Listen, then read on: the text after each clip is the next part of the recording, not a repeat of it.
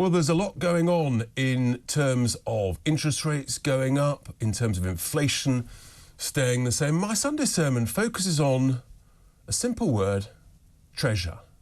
Because we've got a situation where a country is incredibly wealthy, huge assets, but its leaders have chosen not to use that wealth, and therefore is making us all unnecessarily poor and plans to make us even poorer still. This is quite extraordinary. Previously unimaginable.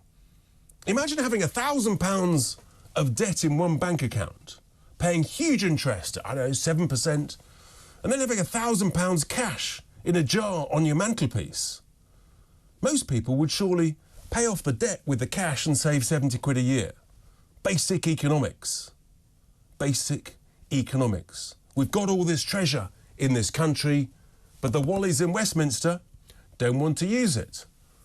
I mean, the treasure, for example, you know, at the moment, the nation is borrowing about £2.3 trillion, with an interest bill of some £100 billion a year. And we're all therefore paying more tax, there's a loss of investment, there's a loss of growth, and yet we're sitting offshore, onshore, under our feet, trillions and trillions of pounds of energy treasure that we could extract over the next 30 years, that we could grow our economy with, we could make ourselves wealthier with.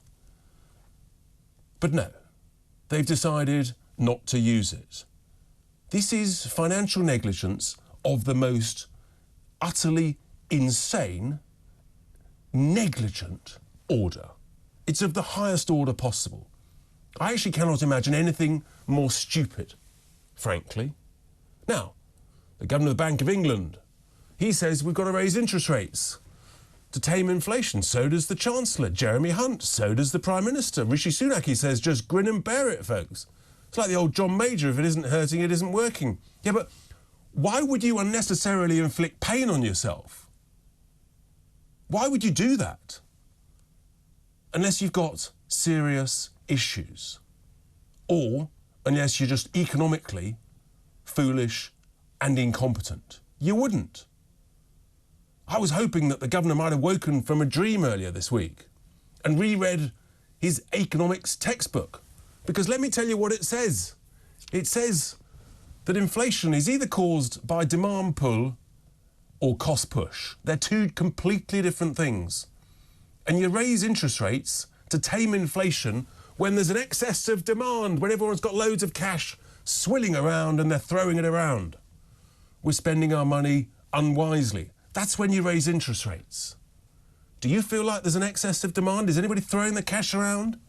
Does it feel like we're having a great time economically? Of course not. It's exactly the opposite. The economy is stagnant. Most people are feeling worse off, not better off. So their solution, surprise, surprise, isn't working. So Bailey has increased interest rates about 13 months on the trot, from just under 1% to now 5%. And yet the inflation rate this week stayed exactly the same at 8.7%. He's using the bluntest of blunt levers to deal with a different problem. And that's why it isn't working. He thinks that this will deal with high inflation of house prices. What he fails to realise is that, yes, interest rate will hurt those with mortgages, but only 28% of homes in the United Kingdom have mortgages against them. 80% of that 28% are fixed-rate mortgages that will expire at some point over the next year or two or three. So you see how it's a deferred, blunt instrument that only affects a small percentage of people. So don't be surprised if raising interest rates doesn't reduce inflation. It's the definition of madness, Einstein. Keep doing the same thing and expect a different result. So I'm afraid to say I actually declare that the Governor of the Bank of England is medically unfit for purpose, and I think he should be removed from office. That is, by the way, the only ground that you can remove him from office. What does that tell you about the absurdity of the way this country is run? You can't get rid of the bloke. or the woman, to be politically correct, unless they are medically unfit. So where's the transparency? Where's the accountability? Where's the performance-related issues? There isn't any. You can't fire the bloke. Absolutely extraordinary. No, what we've got here is inflation caused by cost push. It's a completely different thing. And raising interest rates will make almost no difference because you've got external costs, much of it imported, that are driving prices up. And the key cost within that is the energy price, the price of our electricity. Why? I'll tell you why. Because of the madness of net zero. We've got the highest electricity prices in the developed world. Why? It's not a coincidence that we've also got the highest percentage of offshore wind turbines as a nation in the world. Yes, they are directly linked. The amount of offshore wind generation relative to the cost of our electricity and the high cost of our electricity directly linked, and that cost of energy and electricity is driving up every business's costs. So they're having to drive up their costs and their prices. So why do you think there was a shortage of tomatoes and cucumbers and eggs from British farmers? I'll tell you why. Because it didn't pay them to grow because of the cost of energy in recent months. So if you have less grown, less produce, there's a shortage, the price goes up. That's why food prices are soaring, because of the cost of energy. It's got absolutely square root of, I nearly swore there, nothing to do with Brexit, you Ramonas who keep banging on about it, nothing at all. It's all to do with the cost of energy and the cost of net zero, this obsession in Westminster. That's what it's all about. It's completely unacceptable. There is some good news, though. We could quite simply deal with this. Yes, we could actually resolve this. All you've got to do is say, well, if it's energy prices, if it's the cost of goods, let's reduce the tax that the government charges on those goods. So the government has these levers to hand that it could pull. It could reduce VAT on all goods, let's say, from 20% to 18%. It could reduce VAT on energy bills that Rishi Sunak in his leadership campaign promised and pledged to do, and then reneged on that promise and pledge. Now you might say, hang on, but the government can't afford to because we haven't got any money. Well, hang on.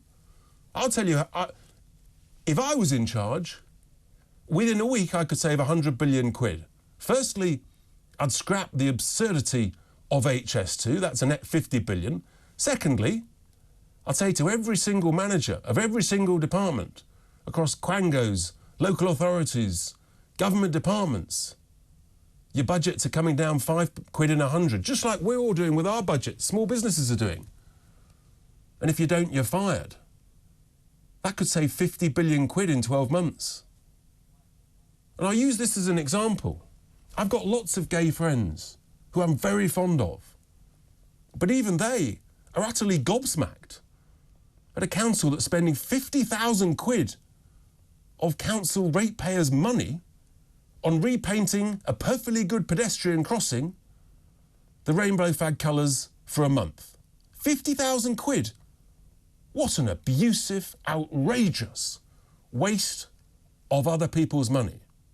And it's not just the cash, it's the time, it's the energy, the efforts that's gone into all of that. And that's just multiplied everywhere.